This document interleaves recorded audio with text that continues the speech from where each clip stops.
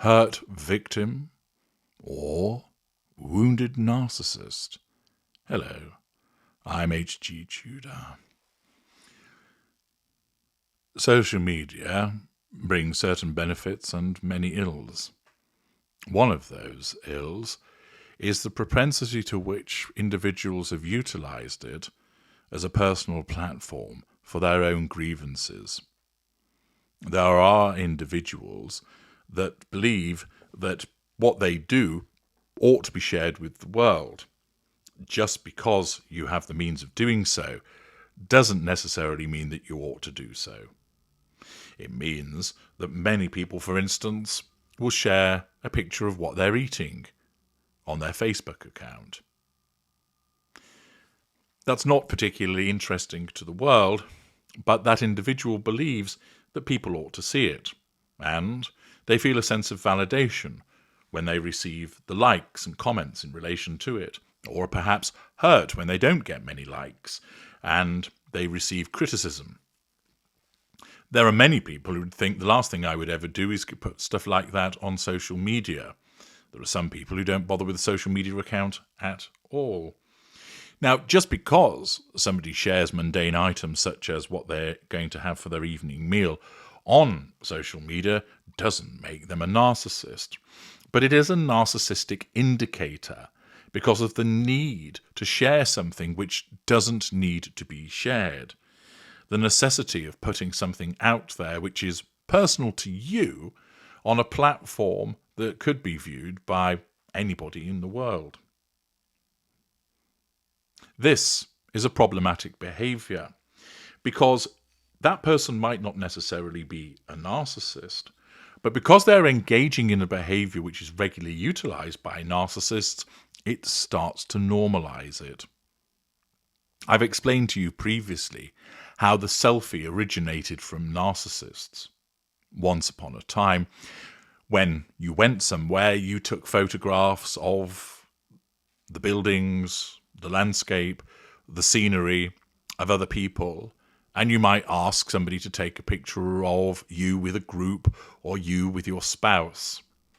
But then, because of the camera being on a phone and selfie stick, there's a proliferation of pictures of the view, but with the owner of the camera phone in the picture. And thus, that individual would pop up in picture after picture after picture. Thus, it allowed the narcissist a means of saying, look at me outside the Trevi Fountain. Look at me at St. James's Park. Look at me at the Statue of Liberty. Thus, they were able to insert themselves into something that hitherto it would be less likely that they would do so.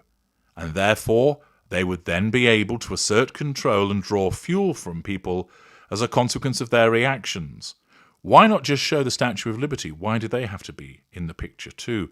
Because the reaction has to be about them being there, and therefore putting themselves in that picture enables that individual to assert control and draw fuel. Thus, non-narcissists started to see people using selfies and thought, oh, that looks quite good, and they started to do it too. And thus, the concept of the selfie was born, and behavior which originated with narcissists done to pursue the prime aims entered the mainstream, meaning that a narcissistic behavior became more commonplace and also meant that a narcissistic indicator became diluted because once it originated with narcissists but was now being undertaken by people across all classifications. Similarly with social media, the drive to share something about your life on social media is a narcissistic indicator. It's a private matter which should stay personal to you or with a small group around you. Broadcasting it to the world at large is a narcissistic behavior. It doesn't mean that you're a narcissist. It's simply an indicator. You may recall some time ago I told you about somebody who had posted a link in the comment section to one of my videos. And it was a lady who had been driving her car and she had learned of some information about her former boyfriend and the new girlfriend. She was so alarmed at this information, it apparently caused her to have heart palpitations and shortness of breath. And therefore her immediate reaction to this was not, 1, go to the emergency room, 2, pull over and calm down, but 3, pull over and immediately reach for her phone and record a 2-camera piece, which she then immediately uploaded to YouTube. This was a strong narcissistic indicator. Why? Because the necessity of responding to this news suggested that she was wounded by it, and that she then needed to nullify that threat to control to such an extent that she was complaining about feeling unwell, but didn't actually do anything about it, which suggests that that may well have been a lie, and in the circumstances was more focused on getting her response out to the world than looking after her supposed ill health. One can't say that she was a narcissist as a consequence of the fact that we would need more information, but it's certainly a strong indicator. I'm also reminded of the occasion where there was an individual who I knew was a narcissist as a consequence of analysing many of her behaviours, but she had sent a link to a video on her channel. She had emailed me personally, praising my work, flattery, and then said, perhaps you'll look at my video. So I did. And it showed her in a room, crying to the camera, sobbing about some condition that she was experiencing. And then her cat walked across. And in that instance, she completely broke from crying and said to the cat, "Do you mind? I'm trying to look sad here." And then the cat wandered off, unsurprisingly nonplussed, and then she carried on, crying to the camera. Now, what was indicative about that behaviour was, first of all, the fact that when the cat interrupted her, she stopped. It was like the flicking of a switch, which demonstrated that the crying was performative. That when the cat interrupted, she was able to turn to the cat and chastise it. That all of a sudden the crying stopped. She was fine. And then, once the cat was gone, flicked the switch and back to the performative crying again. Furthermore, the fact that she said, "I'm trying to look sad." She gave herself away, forgetting in that instance that she was still being recorded in effect. She was talking to the cat, trying to control the cat. And thirdly, the lack of professionalism, that having cocked up the recording by virtue of the cat wandering in and breaking her spiel, she ought to have stopped and redone the whole thing. But she didn't. Her sense of entitlement and arrogance enabled her, and blindness to her behaviour caused her to upload that video as was, thus showing her blubbing to the camera, then switching to a completely seemingly normal individual chastising her cat, and then going back to crying again, which showed that it was entirely performative and wasn't genuine, but she still deemed it appropriate to load it. That again was not only a strong indicator, but already confirmed the position as I'd seen other evidence to support what she was. But note, the common theme is that both those individuals felt a necessity to share on camera about the way that they felt. For most people, they might keep their feelings to themselves, or they'll ring up a friend or go and see a friend or speak to a family member. They don't broadcast to the world about how they feel. Unfortunately, as a consequence of the fact that narcissists utilize, not all, but many, social media as a platform to talk about their feelings, which is actually being done to nullify threats to control, to continue the assertion of control and draw fuel, that bleeds into the mainstream, causing non-narcissists to think that it is appropriate to share every little bit of your life by doing a piece to camera and uploading it on some platform somewhere. Rather than thinking, actually this is personal to me and private, I'll keep it as such, there then becomes this almost instantaneous desire that I'm upset about the fact that I didn't get the promotion, so I'm going to record a video and put it up on Instagram. I'm upset that my football team lost, so I'm going to rant and rave about it and then upload it to YouTube for people to offer their sympathies and support as a consequence of that unfair loss of my football team. This behaviour was driven by narcissists, but then bleeds into the mainstream, making it more difficult for people to discern what's going on, which is why I emphasize the importance of ensuring that you utilize looking at a range of different sources for the person's behavior over a sustained period of time. But there are instances where the behavior, whilst not determinative in itself, provides a very strong indicator that you may be dealing with a narcissist. People get hurt. Relationships end, and a person's world may well fall apart. The person that they're emotionally invested in has terminated the relationship with them, perhaps cheated on them, and they are distraught. The world as they knew it is no longer. Their hopes that were invested in this individual have been shattered. Their dreams have been shat on, and they are hurt. Some people suck it up and deal with it in a stoic fashion. Others cry, moan, complain about the harshness and unfairness of it all to a friend or a family member, or maybe perhaps even their therapist. All understandable reactions, but they keep them to themselves. But then there are those which feel that it is appropriate to tell the whole world about how they've been mistreated. Now, given what I've said, there are some instances of people who are actually genuine victims of being hurt, now unnecessarily sharing their hurt with the world at large, and they're not narcissists. However, it still remains the preserve of many narcissists to utilize social media as a means to seek to indirectly nullify that threat to control and draw fuel by way of sympathetic responses. You see this happening all too regularly. As per the examples that I explained earlier on, the individuals, rather than deal with it themselves, deal with it privately, deal with it people around them, go racing to social media to record a video to tell the world about how badly they've been treated because they need subconsciously to nullify the threat posed by the actual or perceived poor treatment and to draw fuel from people's responses.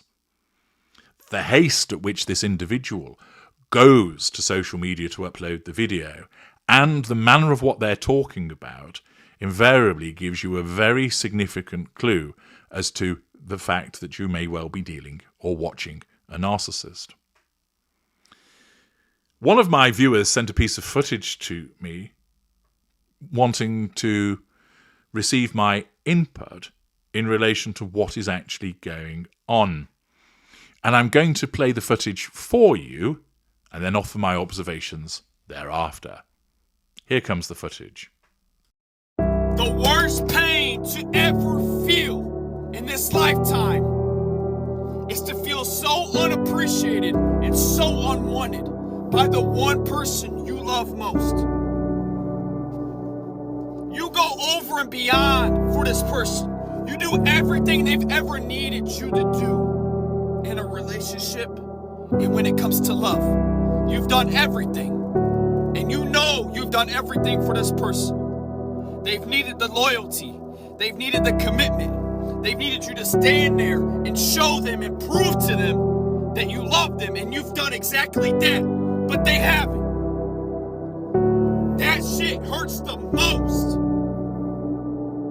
To feel so unwanted and for you to sit here and cry and beg for that person to give you what you needed and what you wanted out of them, and they can't give that to you. They don't give a fuck to show you. That right there is called taking advantage of true love. Someone that truly loves you taking advantage of it. You're so comfortable with thinking that they're never gonna leave you. They're never gonna walk away. They're always gonna continue to love you and love you and love you and love you. That you take advantage of it. Well, I'm telling you what, they're gonna walk away and give all that love to somebody that deserves it, and they're gonna reciprocate it. They're gonna give right back. And then you just lost out on real true love because you didn't think about what they needed and what they wanted, and you didn't act upon it. You motherfuckers, get your shit together, because nowadays people are not seeing true love when it's right in front of their face. Right in front of your face. It's right there. Stop taking advantage of it. People don't understand what true love's about nowadays. There you are. What do you think? Is that a hurt victim? Someone who was invested in a relationship and it has gone wrong and is genuinely hurt and has decided that it's appropriate to go to their video on their camera phone, on their smartphone, and tell the world about how hard done to they are? Or are you watching a narcissist who has been wounded either by the actual loss of a relationship or the perceived loss of a relationship, with the consequential necessity of the nullification of threat to control, unable to do so directly over the appliance, the individual turns to social media, pulling up in a car, recording a video and posting it? What do you think it is? What do you think that you've just watched there? Do you believe you've seen a genuine hurt victim, or do you believe that this is potentially a wounded narcissist? Let me know your thoughts in the comments section. But what do you see? What have you watched? Well, it's accompanied with sad music. So there appears to be some stage setting going on, which is a form of manipulation of the viewers. Furthermore, it's a rant. There aren't any tears. There doesn't seem to actually be any genuine sadness, but rather just sheer fury or anger at the way this individual has been treated. Now, it's fair to say that non-narcissists experience anger and can do so in the way that they've been treated by somebody.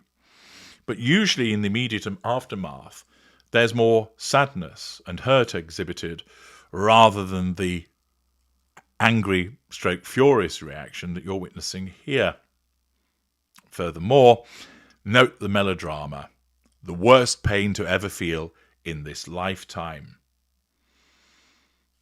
Is that somebody who is genuinely hurt and is just expressing themselves that way, or are you witnessing the melodrama of a narcissist who is subconsciously talking in such terms, believing himself to be suffering the worst pain ever, but isn't actually, and is articulating it thus in order to provoke an audience into responding? You'll notice also the almost martyr-like mentality of going above and beyond for this person, investing in the relationship, doing everything that you could for this person. We're not hearing much about what the other person has done, but all about what this person has done, how wonderful they are in terms of what they provided in the relationship. There is the listing of the attributes of commitment and loyalty, and that you've stood before them and proved that you've done all of these things, but then, of course, they have not. They have failed. You'll also notice the reference to having begged and cried for that person to give what you need, what you've wanted, but what they failed to provide. Again, all about the needs and demands of this particular individual and how the other person has fallen short in that regard. Starts to sound like a healthy dose of blame shifting, doesn't it? And a rather self-centered approach about what you want and what you need. There is a labeling of what is true love. There is the labeling of being taken advantage of, the victim mentality.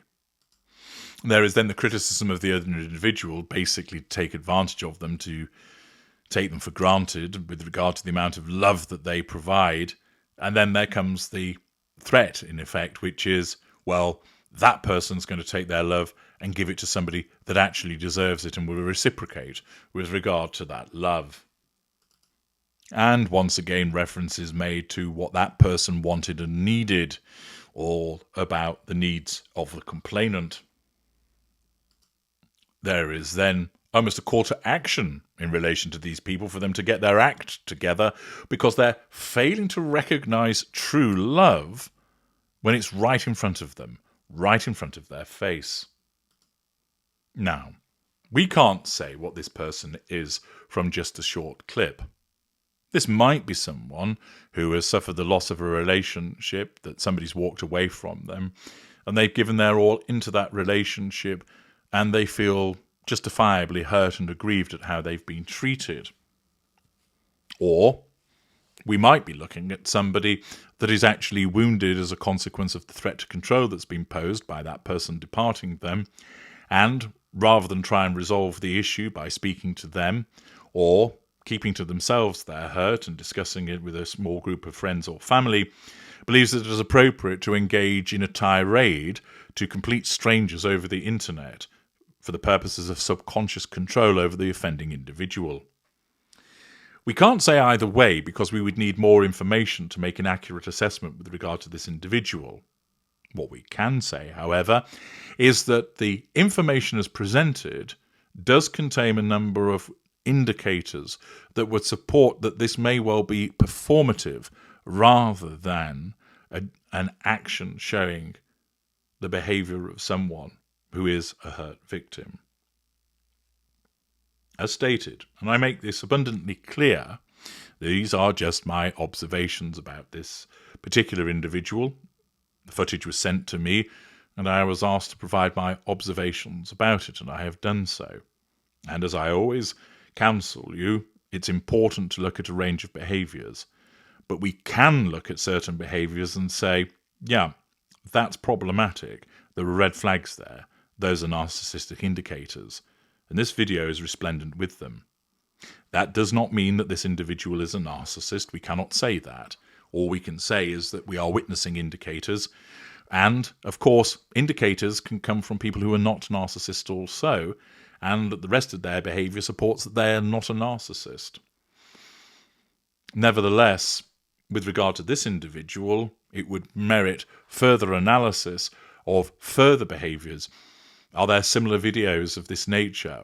Does this individual habitually issue tirades from his motor vehicle on an ongoing basis? If so, that then starts to paint a more determinative picture. But the whole point of this is to invite you to think about, are you looking at a hurt victim or a wounded narcissist? And to consider the points that I've advanced and to share your observations in the comments section. I'm HG Tudor. Thank you for watching.